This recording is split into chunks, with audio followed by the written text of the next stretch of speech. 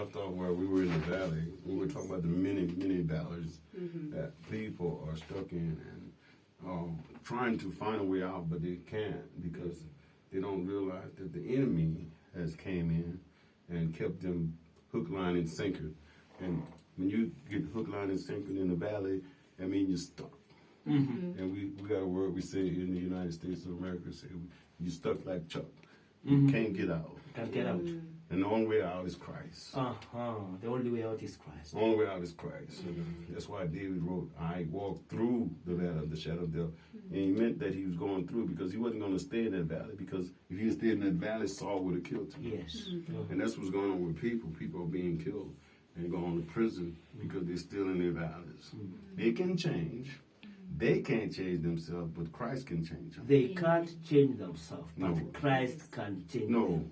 we didn't change ourselves. Yeah. And if that was the case, So dear listener, know that you can't change yourself. It's only Christ that can change the only one. Because I tried to change myself many times. Did you make resolutions? I backslid so many times. Resolutions? Did you make resolutions this year? I'm going to change. And then after the second, third day, the resolutions are broken. It don't work. Yeah.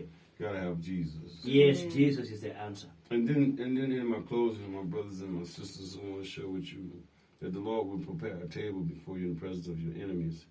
Your enemies will be looking at you, and He say, "You make your enemies your footstool."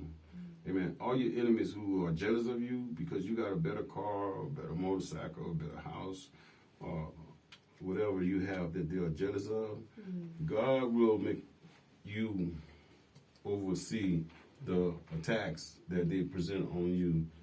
He said, "You will prepare a table before me in the presence of my enemies, and you will anoint my head with oil, and your cup will run over." Amen. So as soon as your cup start running over, watch how they look at you. Yeah. Watch how they treat you. Sure. Watch how they frown and frown on you. Amen. You can't even get a brand new pair of shoes without people being jealous of you. Just the time we're living in right now. Yeah. But He said, "Surely goodness and mercy shall follow you all the days of your life." And this is the key part, my brothers and my sisters. If you haven't learned anything from this valley experience, this is what I want you to learn. He said, "And I will dwell in the house of the Lord." Amen. See, that's the people problem. They don't dwell in the house of the Lord enough. People don't dwell in the house of the Lord enough. No. They dwell in everybody else's house. They dwell in other people's houses. And not only other people's houses, but like I was dwelling in a nightclub.